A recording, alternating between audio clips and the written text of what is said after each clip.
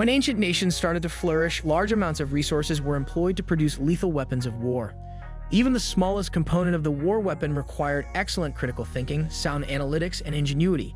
The manufacturing of the weapons involved extensive planning and achieving success in the conflict. There were particular weapons developed for specific occasions, some of them to protect and a few to kill.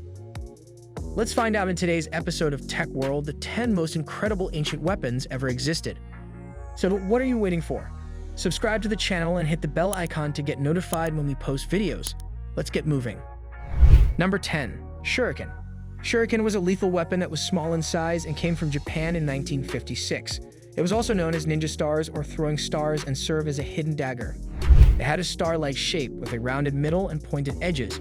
The edges were crafted with sharp points that produced cuts on the victim's body. In other instances, the edges were additionally covered in poison and animal feces to infect the opponent's body through the cuts. The ability to use this little weapon was taught as a martial art and practiced for more than 100 years throughout the ninja era. Samurai and Ashigaru warriors employed it in addition to ninjas. Number 9. Khopesh. Ancient Egypt is where the sickle sword or khopesh had its start. It was between 50 and 60 centimeters in length, and the weight varied depending on the type of metal utilized. It was a modified version of battle axes and was quite heavy, typically crafted from a single piece of bronze. Actually, the sword represented the gods and more specifically, the pharaoh's power. In most ancient artworks, he is shown holding the khopesh, and in some, followers are portrayed giving it to him.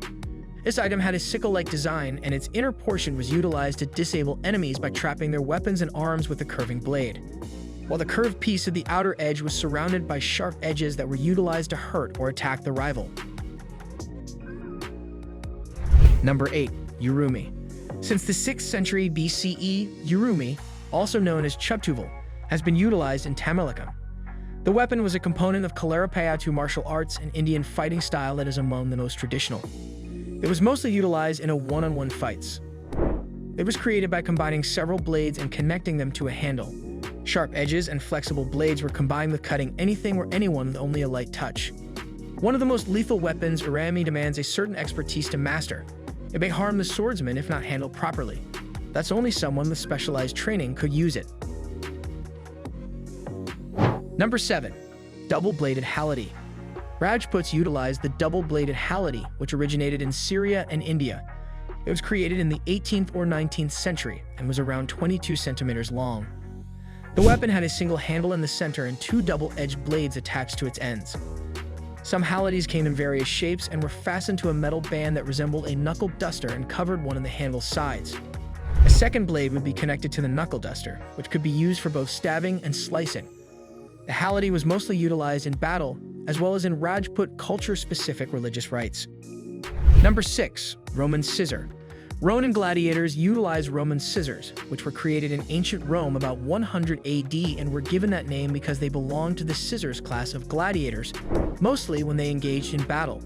In order to defeat the Retiarius, the scissors employed this weapon. A net and a massacre would be Retiarius' weapons of choice. The gladiators inserted their arms into the long tube because it served as a handle and arm protection. Roman scissors were made in a distinctive shape with a tube-shaped end vehicle and a cylindrical end with a sharp blade attached as a crescent. As the opponent was being attached, the sharp edge of the tube was being used to deflect their attacks. Number 5. Katar.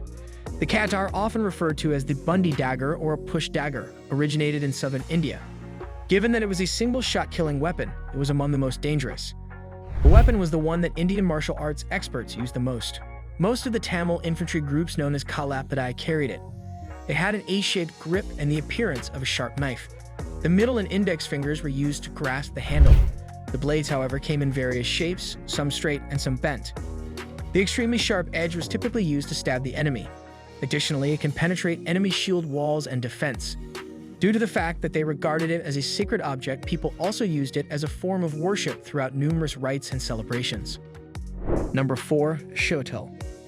Around 980 BC, the shotel, also known as the sickle sword, was invented in ancient Ethiopia. It was approximately 101 centimeters. Because it had a deadly appearance and could cut opponents with just a light touch, it was among the most often used weapons.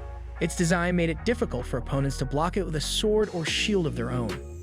It was utilized by both mounted and stormtroopers because it made it simple for them to throw sharp, curved blades to damage their opponent's kidneys and lungs. Due to its length and design, it was, however, incredibly challenging to use. Furthermore, simply removing the blade from its scabbards would take some time and possibly damage the swordsman. Number 3. Wave-bladed sword. Wave-bladed, the term flamberge or flame-bladed sword, refers to a sword originating in Germany. It was heavy enough to require 2 hands to hold and had a circumference of about 41 centimeters. The term flame-bladed was commonly used to describe the weapon's distinctive ability to produce flames and vibrations while engaging in combat. The opponent would be attacked and harmed by the thin, long, and extremely sharp blades, which also helped to create vibrations with their waves. A majority of skilled and knowledgeable sworders used these blades. Wave-blade swords were created at that time in a variety of styles. A well-known example was the Flammerschwert, a 2-handed sword with flame-like blades. Number 2. Maduvyu. The term Maduvyu, which has its roots in ancient India, is also used to refer to Maru and the horns of a fakir. As ascetics and mendicants were not permitted to carry firearms, this unusual piece was created for fakirs, Hindus, and Muslims. Actually, it was a crossbar that joined 2 antelope horns together. It was easy to stab and attack the victim because of the 2 horns' opposite pointing tips. The weapon was changed over time and steel was utilized in its construction. It was also utilized as a weapon of defense. One of the Indian martial arts known as Silambam still involves the use of a weapon that has been particularly created. It is currently known as Main Kambu and is made from deer horns. Number 1. Bagnak. Bagnak, a well-known weapon with Indian origins, is also known as Vagnak, which translates to tiger's claw. It has 4 to 5 curving blades and is formed like a claw. The blades are secured with a glove or a crossbar so that the fingers can grip them. The pinky finger and thumb are supported by 2 holes in the crossbar, while the remaining portion rests against the palm. The opponent's skin or muscles are intended to be slashed by the razor-sharp blades. Consequently, the weapon that was put on the knuckles is extremely dangerous. According to legends, the Rajputs employed the claws to assassinate people in the early years by withdrawing poison from a poisoned tiger. In short, all the weapons described in this video were distinct and lethal, each with a unique function.